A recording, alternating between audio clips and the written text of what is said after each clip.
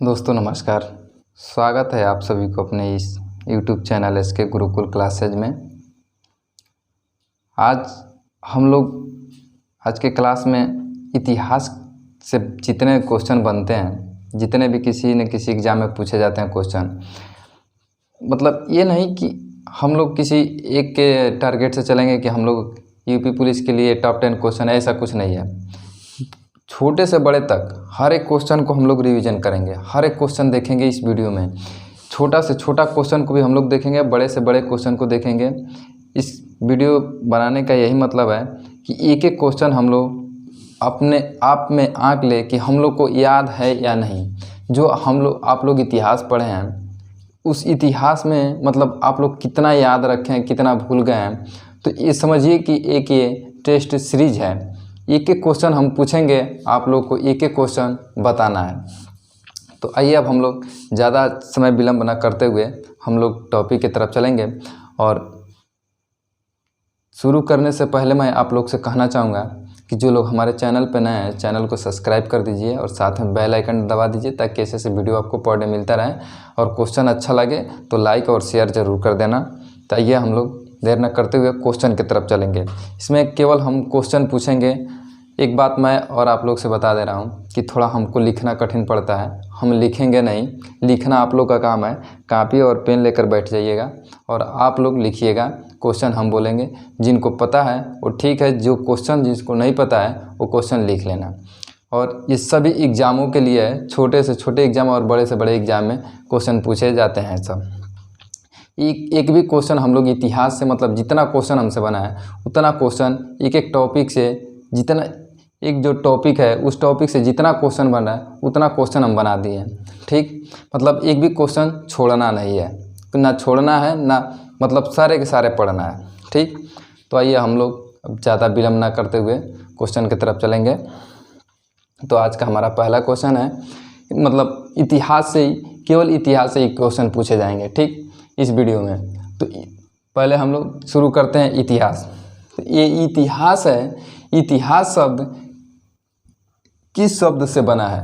पहला हमारा क्वेश्चन यही है, इतिहास शब्द किस शब्द से बना है? तो दोस्तों इतिहास शब्द है, ये जो है हिस्टोरिया शब्द से बना है। हिस्टोरिया शब्द से बना है इतिहास। ठीक, फिर अगला क्वेश्चन हमारा बनता है यहीं से कि हिस्टोरिया, ये जो शब्द है, हिस्टोरिया शब्द है, ये किस भाषा का शब्द है? हिस्टोरिया हमारा ये किस भाषा का शब्द है? तो याद रखना, ये हिस्टोरिया जो है ग्रीक भाषा का शब्द है।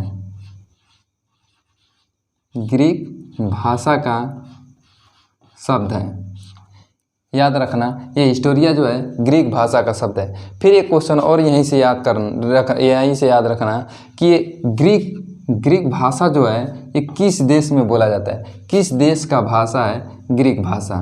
तो ये यहाँ याद रखना, यूनान का भाषा है, यूनानी भाषा है ग्रीक भाषा। ठीक, 3 क्वेश्चन आपका यहाँ से बन गया। इतिहास किस शब्द से बना है? हिस्टोरिया शब्द से बना है। हिस्टोरिया किस भाषा का शब्द है? तो ग्रीक भाषा का शब्द है। ग्रीक भाषा किस देश की भाषा है? यूनान की। ठीक, फिर हम बढ़ते हैं अगले क्वेश्चन की तरफ। अगला हमारा क्वेश्चन है कि हिस्टोरिया का अर्थ क्या होता है? एक और यहाँ इस क्वेश्चन याद कर लो, हिस्टोरिया का अर्थ क्या होता है? तो हिस्टोरिया का अर्थ होता है खोजों से प्राप्त ज्ञान। खोजों से प्राप्त ज्ञान, खोजों से प्राप्त ज्ञान। आप लोग इस क्वेश्चन लिखते चलिएगा, जिसको नहीं पता है वो क्वेश्चन लिखते चलिएगा, कॉपी पेन लेकर आप लोग बैठिएगा। ठीक, फिर अगला क्वेश्चन हम लोग का यहीं से बनता है कि इतिहास में, मतलब ये हिस्टोरिया का अर्थ पता चल गया। ठीक, फिर हम लोग आ जाइए इतिहास पे। फिर यहीं से क्वेश्चन बनता है कि इतिहास का जनक कौन है? इतिहास का नाम किसने दिया है? ठीक, इतिहास का जनक कौन है? तो इसका सही आंसर है, इतिहास का जनक है हेरोडोटस।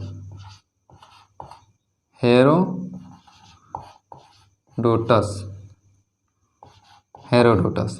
ठीक, फिर अगला क्वेश्चन यहीं से बनता है, एक और, एक मिनट,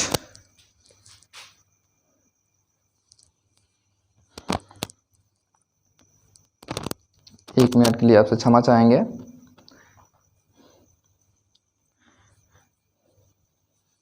ये क्वेश्चन आप लोग याद रखिएगा, पूछता है कि यूनान के प्रथम इतिहासकार कौन थे। यूनान के प्रथम इतिहासकार कौन थे। यूनान के प्रथम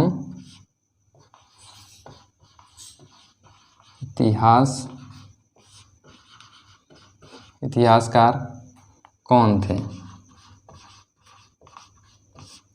यूनान के प्रथम इतिहासकार कौन थे। तो यूनान के प्रथम इतिहासकार हेरोडोटस थे।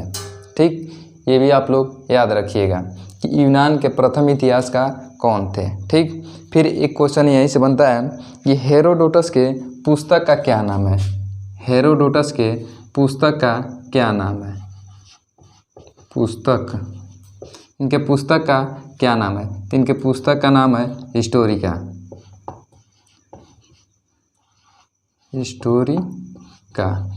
इनके पुस्तक का नाम है हिस्टोरिका।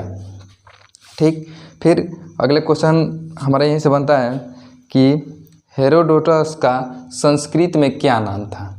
हेरोडोटस का संस्कृत में क्या नाम था। संस्कृत में क्या कहा गया था। हेरोडोटस को संस्कृत में क्या कहा गया था।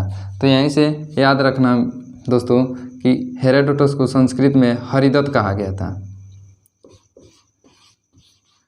हरिदत्त के नाम से जाना जाता था हेरोडोटस को।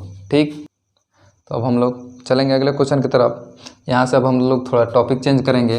अब इतिहास के बारे में इससे ज़्यादा जानकारी अगर नहीं रखें तो अच्छा है, मतलब इतना इससे ज़्यादा क्वेश्चन मतलब नहीं पूछता है। जितना इतिहास के बारे में पता था उतना मैं आपको बता दिया। ठीक, अच्छा, अब चलेंगे हम लोग अगले क्वेश्चन की तरफ। थोड़ा टॉपिक हम लोग चेंज करेंगे। ठीक, अगला हम लोग का क्वेश्चन है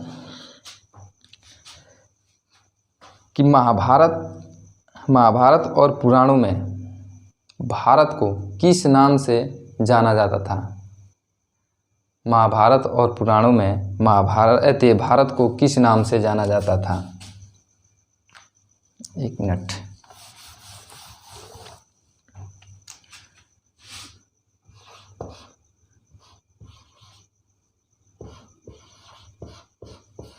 महाभारत और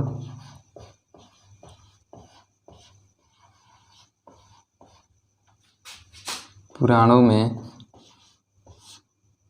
भारत को किस नाम से जाना जाता था।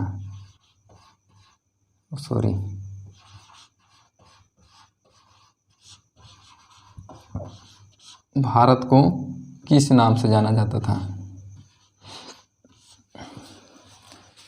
महाभारत और पुराणों में भारत को किस नाम से जाना जाता था। भारत को भारतवर्ष के नाम से जाना जाता था।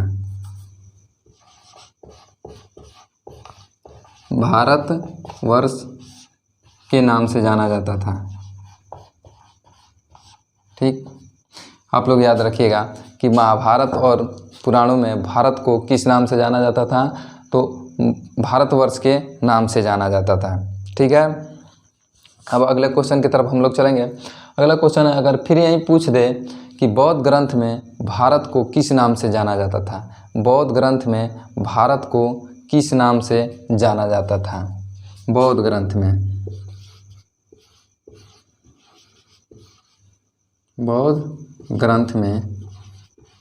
भारत को किस नाम से जाना जाता था। तो दोस्तों बौद्ध ग्रंथ में भारत को जम्बूद्वीप के नाम से जाना जाता था।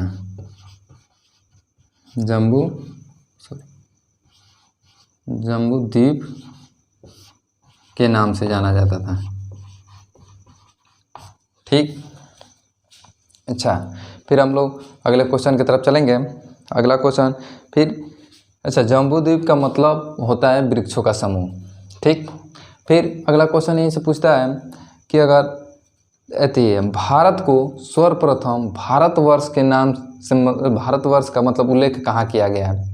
जो भारतवर्ष का नाम दिया गया है इसका सर्वप्रथम उल्लेख कहाँ किया गया है? तो भारतवर्ष का उल्लेख सर्वप्रथम हाथी गुम्फा अभिलेख में किया गया है। कहाँ पे? हाथी गुम्फा अभिलेख में। हाथी गुम्फा अभिलेख में याद रखिएगा कि भारतवर्ष का उल्लेख है सर्वप्रथम कहाँ किया गया था? तो हाथी गुम्फा अभिलेख में। ठीक। फिर अगले क्वेश्चन की तरफ चलेंगे। फिर मान लीजिए अगला क्वेश्चन अगर पूछ दे कि बौद्ध ग्रंथ में वैदिक काल में भारत को किस नाम से जाना जाता था? वैदिक काल में भारत को किस नाम से जाना जाता था? वैदिक काल में, वैदिक काल में भारत को किस नाम से जाना जाता था? तो वैदिक काल में भारत को आर्यवर्त के नाम से जाना जाता था।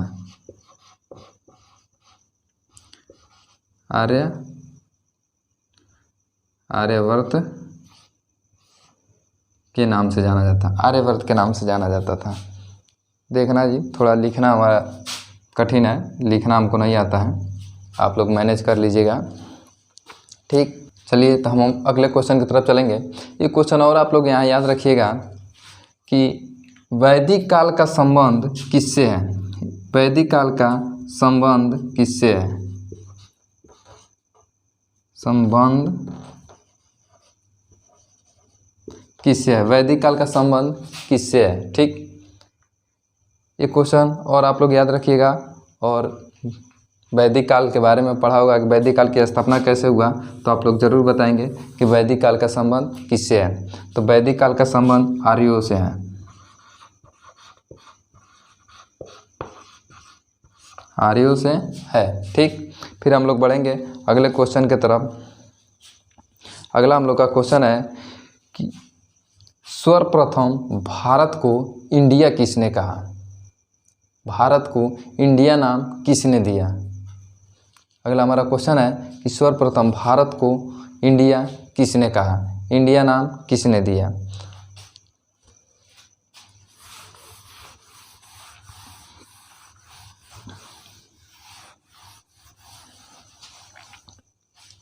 सर्वप्रथम भारत को इंडिया किसने कहा? सर्वप्रथम भारत को इंडिया यूनानियों ने कहा।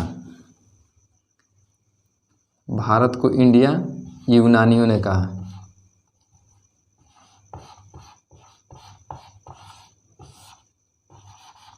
यूनानियों ने कहा। सर्वप्रथम इंडिया को यूनानियों ने कहा, भारत को इंडिया यूनानियों ने कहा। ठीक। फिर हम अगले क्वेश्चन की तरफ चलेंगे। अगला हम लोग का क्वेश्चन है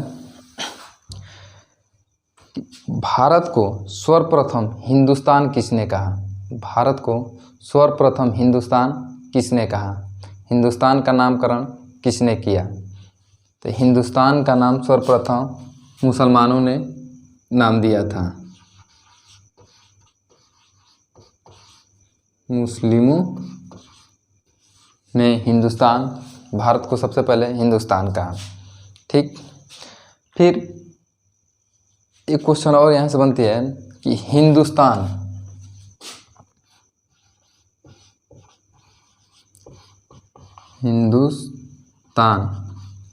हिंदुस्तान ये जो शब्द है किस भाषा का शब्द है? हिंदुस्तान, ये हिंदुस्तान किस भाषा का शब्द है? तो हिंदुस्तान ये जो शब्द है फारसी भाषा का शब्द है। फारसी भाषा का शब्द है हिंदुस्तान। ठीक। फिर हम बढ़ेंगे अगले क्वेश्चन की तरफ। अगला हम लोग का क्वेश्चन है कि किस पुराण में 4 प्रकार का युग बताया गया है? किस पुराण में 4 प्रकार का युग बताया गया है? किस पुराण में 4 प्रकार का युग बताया गया है? तो विष्णु पुराण में 4 प्रकार का युग बताया गया है।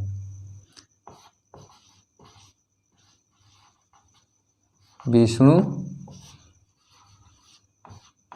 पुराण में 4 प्रकार का युग बताया गया है। पहला है सतयुग, दूसरा है त्रेता युग और तीसरा है द्वापर युग और चौथा है कलयुग।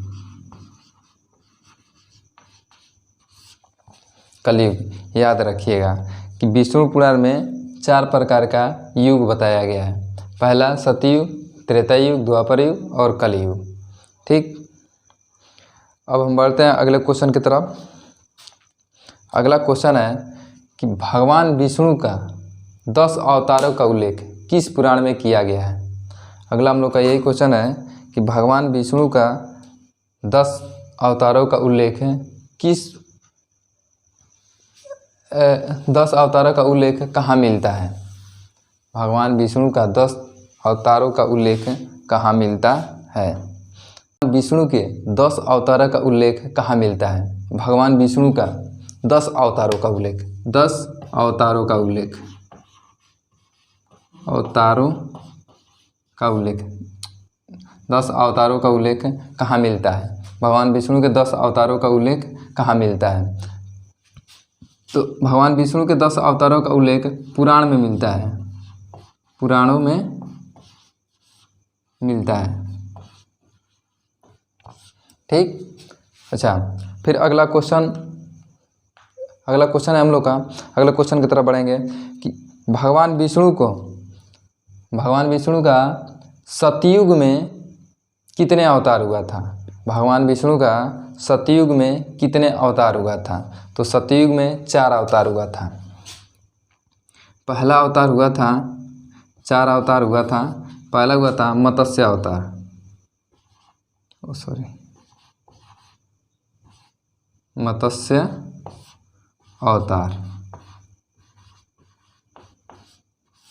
मत्स्य अवतार, जिसे कहते हैं मछली।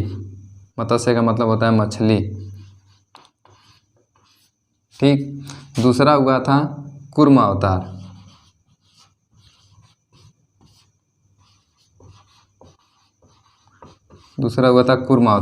जिसे कहते हैं कछुआ।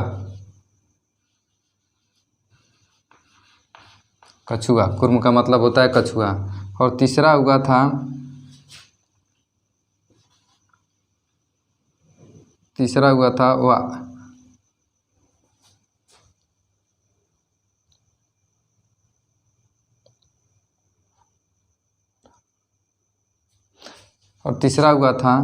वाराह अवतार हुआ था, जिसका अर्थ होता है सुअर। और चौथा हुआ था नरसिम्हा।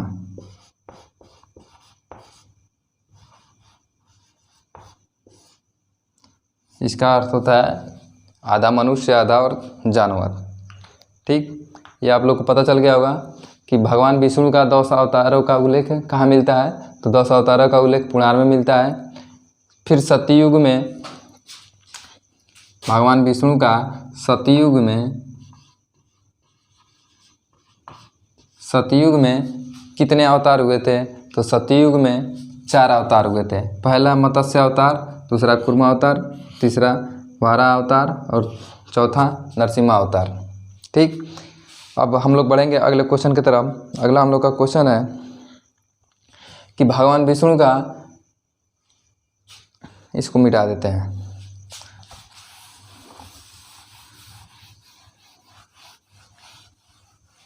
भगवान विष्णु का त्रेता युग में कितने अवतार हुए थे।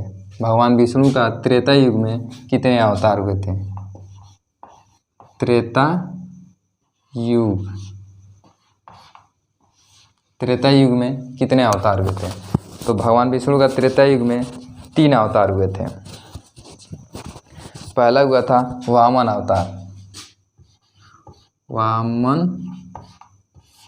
अवतार, और दूसरा हुआ था परशुराम अवतार। परशुराम अवतार। और तीसरा हुआ था राम अवतार।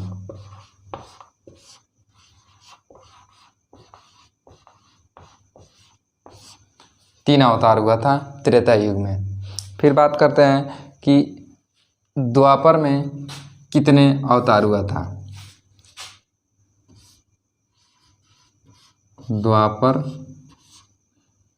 द्वापर में कितने अवतार हुआ था।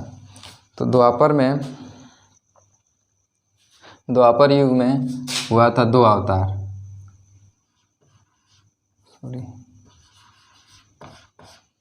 द्वापर युग में हुआ था कृष्ण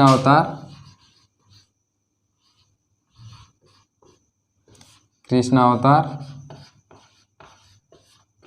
और बौद्ध अवतार।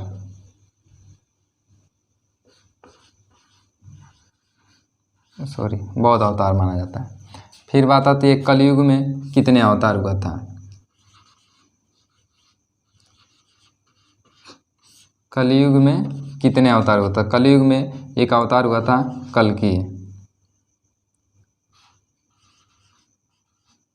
कल्कि अवतार हुआ था। उम्मीद करते हैं कि इतना आपको याद हो गया होगा, पता चल गया होगा। सतयुग में 4 अवतार और 3 अवतार त्रेता युग में, 4 3 7 अवतार, 2 अवतार द्वापर युग में, 7 2 9 अवतार और 1 अवतार कलयुग में, 10 अवतार हो गया। ठीक, फिर हम लोग बढ़ेंगे अगले क्वेश्चन की तरफ। अगला हम लोग का क्वेश्चन है कि यहाँ से थोड़ा हम लोग टॉपिक चेंज करेंगे, अगले क्वेश्चन की तरफ बढ़ेंगे। अगला हम लोग का क्वेश्चन है अगला हम लोग का क्वेश्चन है कि विक्रम संवत किसे कहते हैं। ठीक, या विक्रम संवत की स्थापना कब हुआ था, एक किसने किया था, इसके बारे में हम लोग जानेंगे। तो पहला हम लोग का यहाँ से क्वेश्चन है कि विक्रम संवत की स्थापना किसने किया था। विक्रम संवत की स्थापना, विक्रम संवत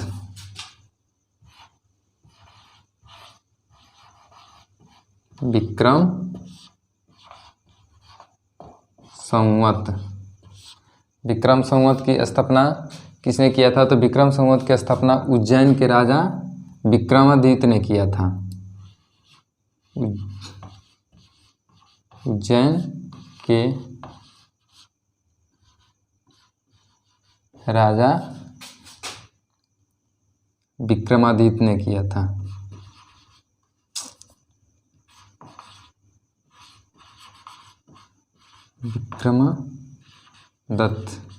विक्रमादित्य ने किया था।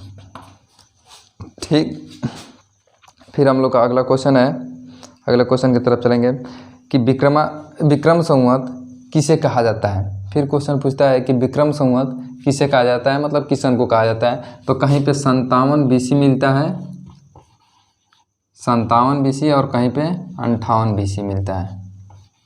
तो ये जो ऑप्शन मिले वो आप लोग सही कर दीजिएगा, कन्फ्यूज मत होइएगा। कहीं 57 BC मिलता है, कहीं 58 BC मिलता है। विक्रम संवत किसे कहते हैं, 57 BC 58 BC को। ठीक, फिर हम लोग अगले क्वेश्चन की तरफ चलेंगे कि अगला क्वेश्चन है महावीर, एक और संवत है, महावीर संवत किसे कहते हैं। ठीक, महावीर संवत किसे कहते हैं। तो महावीर संवत 527 BC को कहते हैं। एक मिनट, महावीर संवत 527 BC को कहते हैं। ठीक, फिर एक संवत और याद रखिएगा कि बुध संवत किसे कहते हैं। बुध संवत किसे कहते हैं। बुध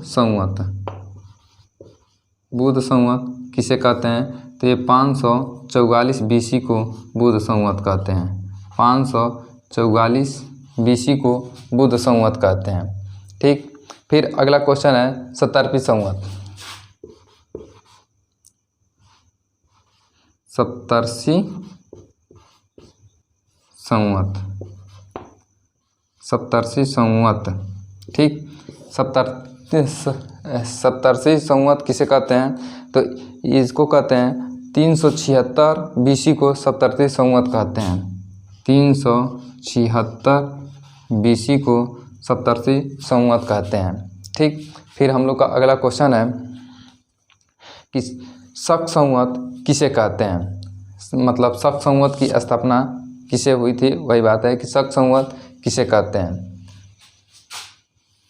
BC का मतलब होता है ईसा पूर्व। ठीक, अच्छा, अगला हम लोग का क्वेश्चन है कि शक संवत किसे कहते हैं? तो शक संवत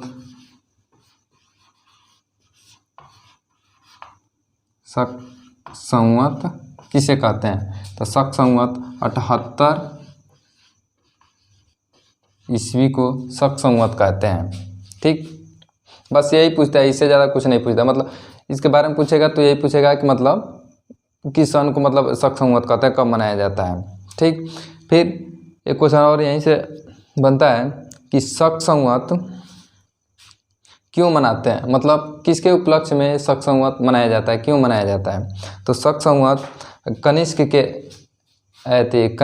कनिष्क ने अपना राज्यारोहण किया था, उसी पे ये चालू किया था शक संवत, तो उसी के उपलक्ष्य में मनाते हैं शक संवत। ठीक, अच्छा, फिर हम लोग का अगला क्वेश्चन है कि गुप्त संवत मतलब कब मनाया जाता है?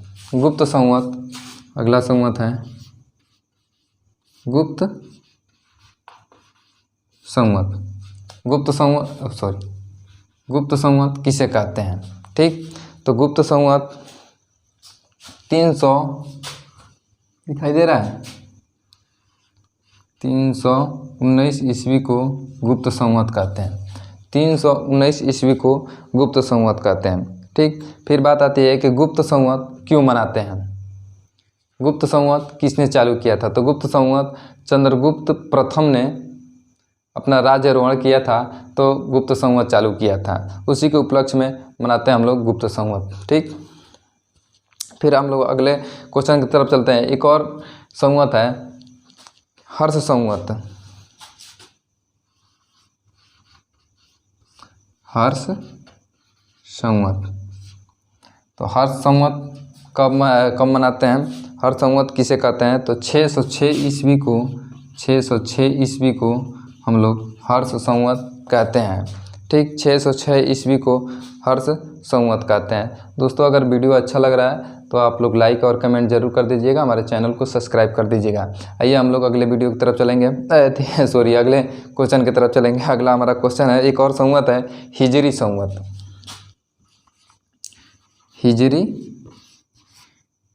हिजरी संवत,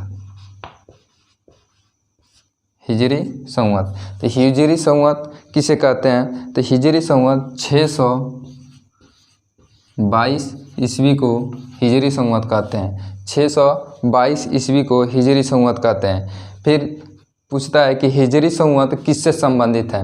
हिजरी संवत किससे संबंधित है? तो ये नाम से ही आप लोग पता लगा सकते हैं कि हिजरी संवत किससे संबंधित है। हिजरी मतलब, अब आप लोग से क्या कहें, मतलब हिजरी संवत आप नाम से ही पता लगा सकते हैं कि किससे संबंधित है। तो हिजरी संवत मुस्लिम धर्म से संबंधित है। और हिजरी संवत क्यों मनाते हैं? तो मुस्लिम संस्थापक मोहम्मद उनका क्या नाम था, पैगंबर साहब जब मक्का से मदीना गए थे, उसी उपलक्ष्य में हिजरी संवत मनाते हैं। ठीक, तो हम लोग अगले क्वेश्चन की तरफ चलते हैं। उम्मीद है कि इतना आप लोग को समझ में आ गया होगा। अगले क्वेश्चन की तरफ हम लोग अगले क्वेश्चन की तरफ चलते हैं। यहाँ से टॉपिक चेंज है, यहाँ से थोड़ा अच्छा क्वेश्चन है, ध्यान से दीजिएगा। क्वेश्चन है कि सबसे प्राचीन धर्म ग्रंथ कौन सा है? सबसे प्राचीन धर्म ग्रंथ कौन सा है?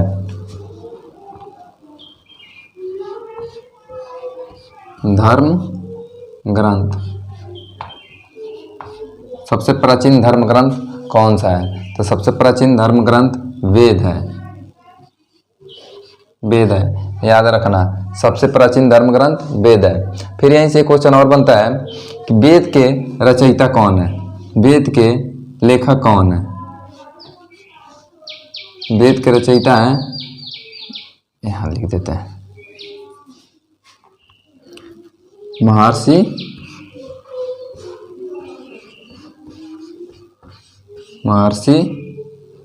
कृष्ण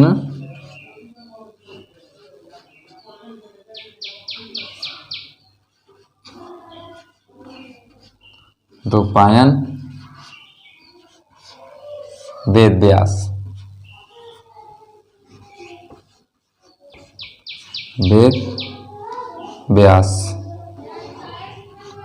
महर्षि कृष्ण द्वैपायन वेद व्यास वेद के लेखक हैं, लेखक। ठीक, अगला क्वेश्चन है,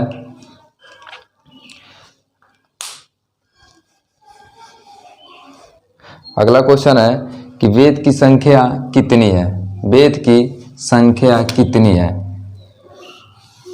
वेद की संख्या, वेद की संख्या कितनी है? तो वेद की संख्या 4 है। वेद की संख्या 4 है। पहला है ऋग्वेद, दूसरा है यजुर्वेद, और तीसरा है सामवेद, और चौथा है अथर्ववेद।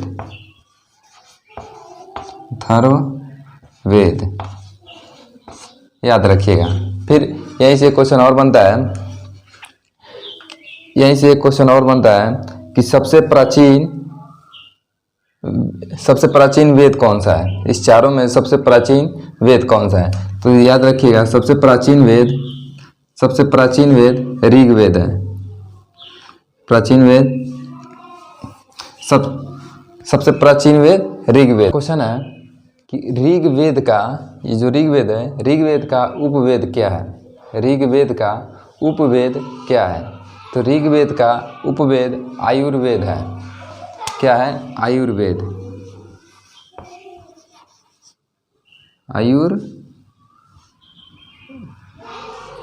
आयुर्वेद। ऋग्वेद का उपवेद आयुर्वेद है। फिर अगला क्वेश्चन कि यजुर्वेद का उपवेद क्या है? तो यजुर्वेद का उपवेद है धनुर्वेद।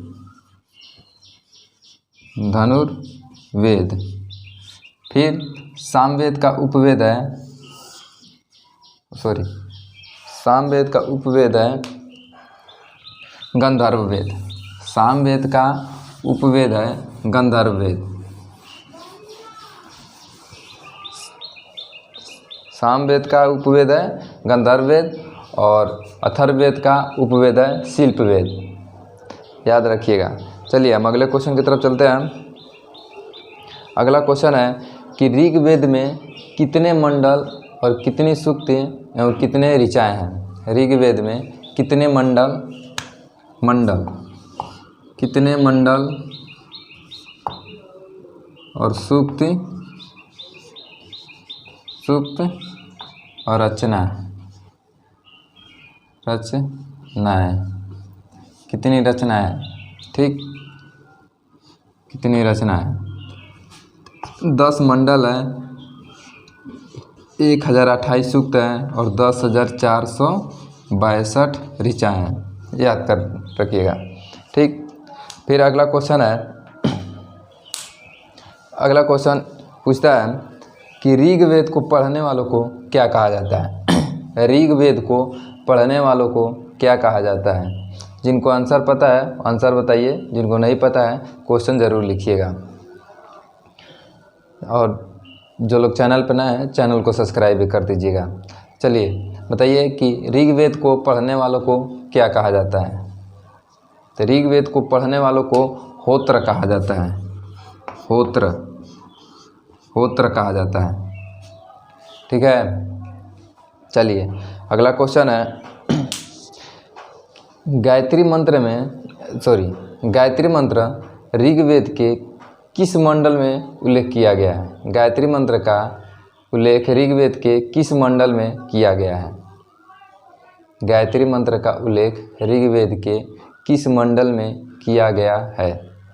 तो ऋग्वेद के ये तीसरे मंडल में गायत्री मंत्र का उल्लेख किया गया है। तीसरे मंडल में गायत्री मंत्र का उल्लेख किया गया है। फिर यह इस क्वेश्चन पूछता है कि गायत्री मंत्र किस देवता को समर्पित है। गायत्री मंत्र किस देवता को समर्पित है। गायत्री मंत्र किस देवता को समर्पित है। तो गायत्री मंत्र सूर्य देवता को समर्पित है। सूर्य देवता को समर्पित है गायत्री मंत्र। चलिए अगला फिर यहीं से क्वेश्चन बनता है कि पुरुष सूक्त का वर्णन गायत्री मंत्र के पुरुष सूक्त का वर्णन ऋग्वेद के किस मंडल में वर्णन किया गया है।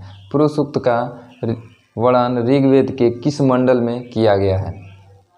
पुरुष सूक्त का वर्णन ऋग्वेद के किस मंडल में किया गया है। तो ये 10वां मंडल में इसका वर्णन किया गया था। 10वां मंडल में इसका वर्णन किया गया था। चलिए अगला क्वेश्चन है ऋग्वेद में गाय को क्या कहा गया है। ऋग्वेद में गाय को क्या कहा गया है। ऋग्वेद में गाय को क्या कहा गया है। तो ऋग्वेद में गाय को अघन्या कहा गया है। अघन्या, और अघन्या का अर्थ होता है ना मारे जाने वाला पशु। अघन्या,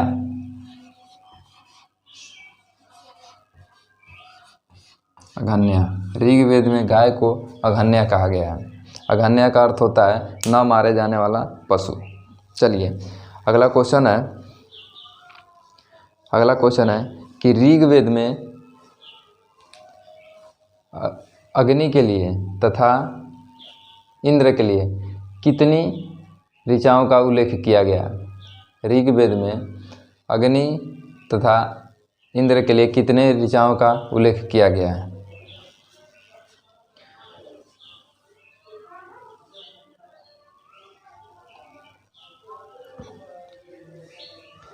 देखिए अग्नि के लिए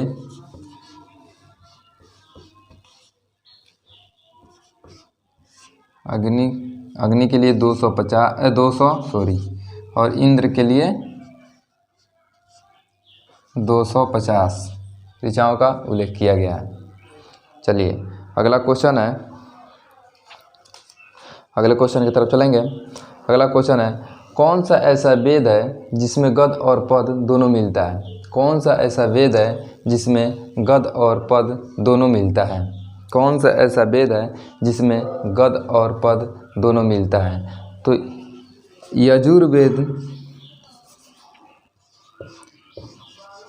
यजुर्वेद में गद और पद दोनों मिलता है। ठीक है, चलिए अगले क्वेश्चन की तरफ चलते हैं। अगला क्वेश्चन है कि भारतीय संगीत का जनक किसे कहा गया है। भारतीय संगीत का जनक किसे कहा गया है। भारतीय संगीत का जनक किसे कहा गया है। तो भारतीय संगीत का जनक सामवेद को कहा गया है। भारतीय संगीत का जनक किस वेद को कहते हैं। तो भारतीय संगीत का जनक सामवेद को कहते हैं। चलिए अगला क्वेश्चन है, अगले क्वेश्चन की तरफ चलेंगे। किस वेद में रोग निवारण और जादू टोना का वर्णन किया गया है। किस वेद में रोग निवारण जादू टोना का वर्णन किया गया है। तो ये है अथर्ववेद। अथर्ववेद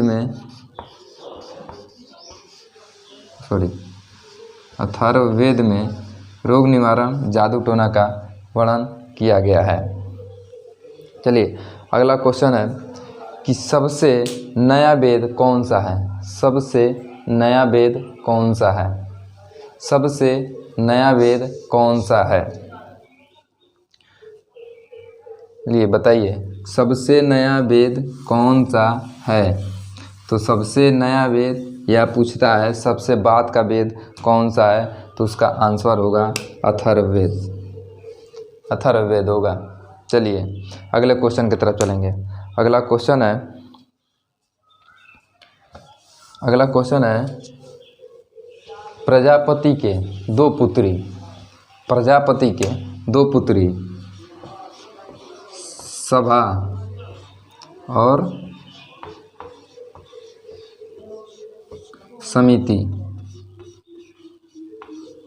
सभा और समिति का उल्लेख है। सभा और समिति का उल्लेख है किस वेद में किया गया है? प्रजापति के 2 पुत्री। सभा और समिति का उल्लेख किस वेद में किया गया है? तो इसका उल्लेख अथर्ववेद में किया गया है।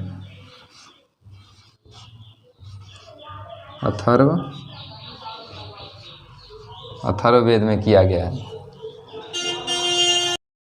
चलिए अगले क्वेश्चन की तरफ चलेंगे। अगला क्वेश्चन है कि सामवेद को पढ़ने वालों को क्या कहा जाता है? जो सामवेद को पढ़ते थे उनको क्या कहा जाता था? आंसर बताइए। सामवेद को पढ़ने वालों को क्या कहा जाता है? तो सामवेद को पढ़ने वालों को उद्धार्त कहा जाता है।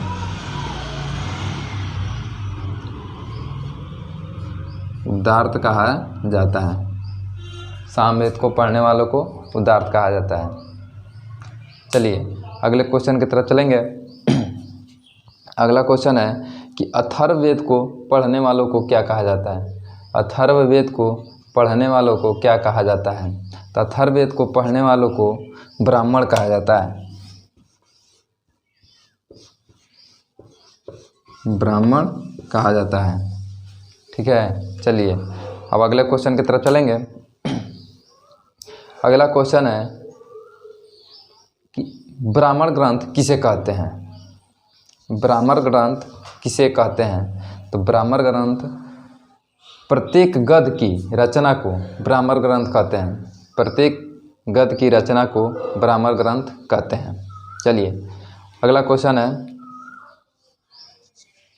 अगला क्वेश्चन की तरफ चलेंगे कि ऋग्वेद का ब्राह्मण ग्रंथ क्या है? ऋग्वेद का ब्राह्मण ग्रंथ क्या है?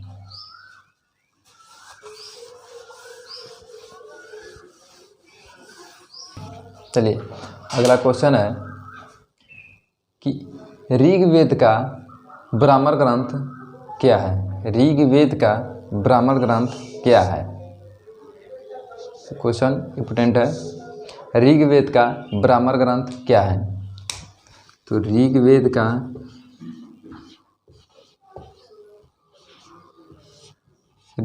ब्राह्मण ग्रंथ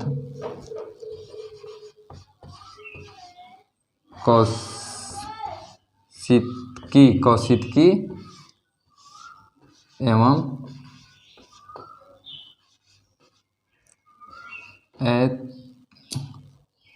ऐतरेय है। ठीक, ऐतरेय। अच्छा, फिर अगला यहीं पे यजुर्वेद का ब्राह्मण ग्रंथ क्या है? यजुर्वेद का ब्राह्मण ग्रंथ क्या है? तो यजुर्वेद का ब्राह्मण ग्रंथ क्या है? यजुर्वेद का ब्राह्मण ग्रंथ तैत्तिरीय एवं शतपथ है। ठीक, चलिए अगले क्वेश्चन की तरफ चलेंगे। अगला क्वेश्चन है कि सामवेद का ब्राह्मण ग्रंथ क्या है? सामवेद का ब्राह्मण ग्रंथ है। सामवेद का ब्राह्मण ग्रंथ क्या है? तो सामवेद का ब्राह्मण ग्रंथ है पंचविंश एवं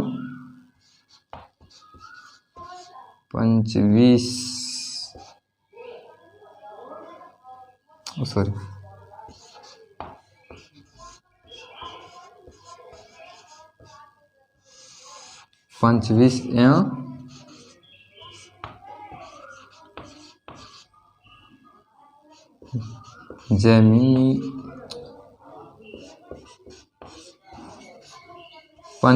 एवं जैमिनी है। ठीक, फिर अथर्ववेद